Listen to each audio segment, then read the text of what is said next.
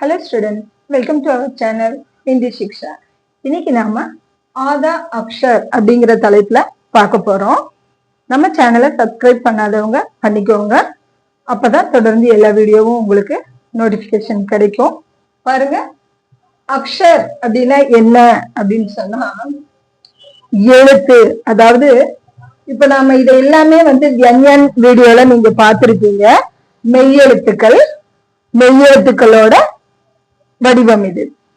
உண்மையா மெய்யெழுத்து சுத்த வியஞ்சன் அப்படிங்கிறது எப்படி இருக்கும் அப்படின்னு பாத்தீங்கன்னா, நம்ம தமிழ்ல இக்கி இங்கி எழுதுறோம் பாத்தீங்களா, மேல புள்ளி வச்சு எழுதுவோம். அது மாதிரி இந்த எழுத்துக்கு கீழே இப்படி ஹல் இல்லைன்னா ஹலந்துன்னு சொல்லுவோம். இந்த மாதிரி ஒரு வடிவத்தோட தான் இருக்கும். இது சுத்த வியஞ்சன்னு நாம சொல்லுவோம். இது ஹல் இல்லைன்னா ஹலந்த். இந்த வடிவம் சுத்த வியஞ்சன். அப்ப நாம மெய்யெழுத்து அப்படின்னு படிச்சது என்ன அப்படின்னு கேட்டீங்கன்னா, அந்த இந்த சுத்த வியஞ்சன் ஆ அப்படிங்கிற அந்த எழுத்தோட சேரும் போது, நம்ம உயிர்மெய் எழுத்துக்கள் தமிழ்ல படிச்சிருக்கீங்க இல்லையா, இக்கு கூட்டல் ஆ, இக்கு கூட்டல் ஆ, இந்த புள்ளியை எடுத்துட்டு நாம கான்னு எழுதுவோம் இல்லையா. இந்த வடிவத்தை தான் நம்ம மாத்திராயில வியஞ்சன்ல பார்த்தது. அப்ப மெய்யெழுத்து அப்படிங்கிற சுத்த வியஞ்சன் எப்படி இருக்கும் அப்படின்னா, இந்த ஹலந்த் மார்க்கோட தான் எழுதுவாங்க. இது இல்லாத எழுத்து அப்படிங்கிறது தான் நாம அக்ஷர்னு சொல்றோம். அக்ஷர் அப்படின்னு சொன்னா இந்த இது இல்லாம இந்த மெய்யெழுத்த ஆவோட நாம சேர்த்து எழுதும்போது, உயிரெழுத்தோட உதவியோட சொல்றதுதான் நம்ம வியஞ்சன்ல பார்க்கக்கூடிய மெய்யெழுத்துக்கள். இப்ப இதுல ஆஃப் எழுத்து என்ன? ஆதா அப்படின்னா அரை அப்படின்னு அர்த்தம். ஆதா அக்ஷர் அப்படின்னா என்ன அப்படின்னு சொன்னா, நம்மளுடைய சொற்கள்ல சப்தம் எழுதும் போது நிறைய எழுத்துக்கள் பார்த்திருப்பீங்க, பாதி எழுத்துல இருக்கும். இப்ப பாருங்க, இப்படி பார்த்திருப்பீங்க.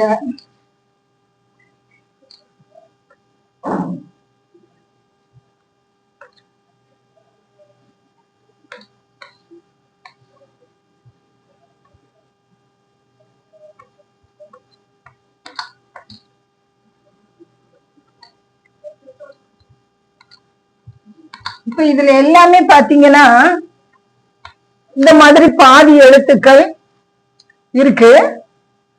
இதுதான் ஆதா அக்ஷர் அப்படின்னு சொல்லுவோம்.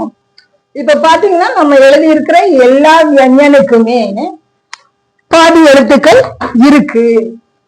இங்க பாருங்க, இதுக்கு என்ன அப்படின்னு கேட்டீங்கன்னா, ஃபர்ஸ்ட் இந்த எழுத்து தேவநாகரி லிபி.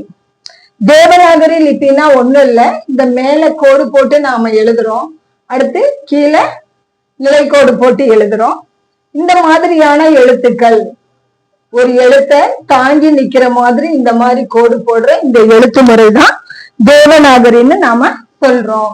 அப்ப இத வச்சு இந்த எழுத்துக்களை நாம பாதியா பிரிச்சு எழுதுறோம். அத ஆதா அக்ஷர்னு சொல்றோம். இப்ப ஒவ்வொரு எழுத்துக்கும் நான் எழுதுறேன் பாருங்க. பாதி எழுத்து வடிவம். இப்ப இந்த எழுத்து முழுசா இப்படி எழுதுறோம் அப்படின்னு சொன்னா, இந்த ஆஃப் எழுதாம இதோட நிறுத்துறோம். இந்த எழுத்த இதோட நிறுத்துறோம், அதாவது இந்த கோடு மட்டும் இல்ல.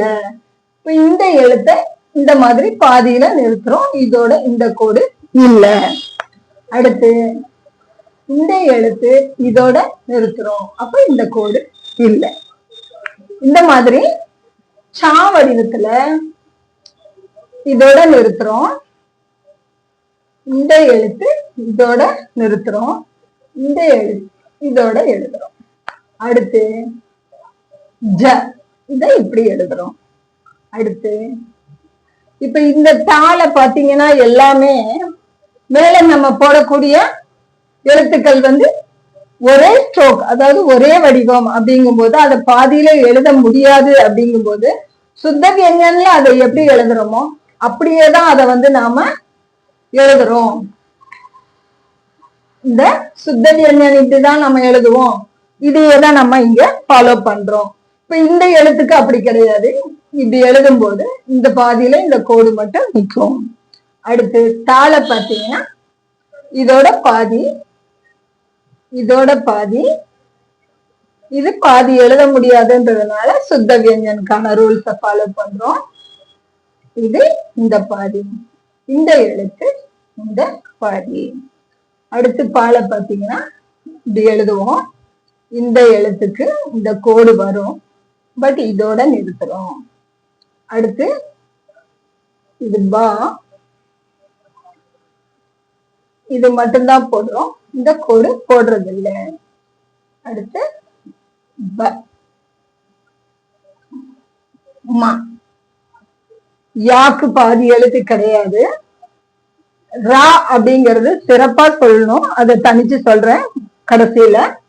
லாக்கு இது மட்டும் போடுவோம், வாக்கு இது மட்டும் போடுவோம். ஷால பாத்தீங்கன்னா இந்த ரெண்டு இது வர்றதுல பாதி பாதியா இது மட்டும், இந்த இடத்துல இது மட்டும், இதுல இப்படி போடணும். இத பிரிண்டிங் புக்ஸ்ல பாத்தீங்கன்னா இந்த மெத்தட்ல கொடுத்திருப்பாங்க. வேற மாதிரி நினைக்க வேண்டாம், இந்த எழுத்தை தான் இப்படி அவங்க கொடுக்குறாங்க. அடுத்து ஹாக்கு பாதி எழுத்து கிடையாது, ஆனா அது அகோஸ் ரூப்னு ஒண்ணு முதலே சொல்லி இருப்பேன். மாத்ராயோல வியஞ்சன் வீடியோல பாத்தீங்கன்னா சொல்லி இருப்பேன். ஹான்ற எழுத்து அகோஸ் ரூப்ல வரும், பாதி எழுத்துல வராது. இப்ப பாருங்க, இது எல்லாமே நாம பாதி எழுத்துல எழுதுறோம். எழுத முடியாத இடத்துல ஹலந்த் யூஸ் பண்ணி சுத்த வியஞ்சன்ல எழுதுறோம். இப்ப நாம வார்த்தைகள்ல இது வரும்போது அதிகமா படிக்க முடியல அப்படிங்கிற சொல்றதுனால இதுக்கு தனி வீடியோ போட்டிருக்கோம். இப்ப ராக்கு நான் தனியா சொல்ல போறேன், அடுத்த வீடியோல அதை நம்ம பார்க்கலாம். ஏன்னா இந்த ரீ எழுத்த அவங்க யூஸ் பண்றாங்க. அதே மாதிரி நம்ம இந்த ராலையும் ரீரி மாத்திராயும் வருது.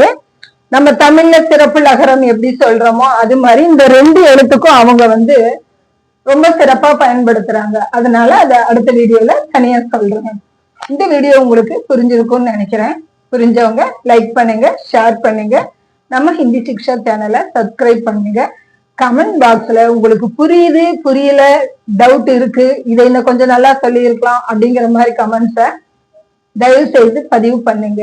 அது எனக்கு இன்னும் ஆர்வத்தை ஏற்படுத்தக்கூடியதா இருக்கும். நம்ம வீடியோ இன்னும் சிறப்பா வர்றதுக்கு உதவியா இருக்கும். தேங்க்யூ.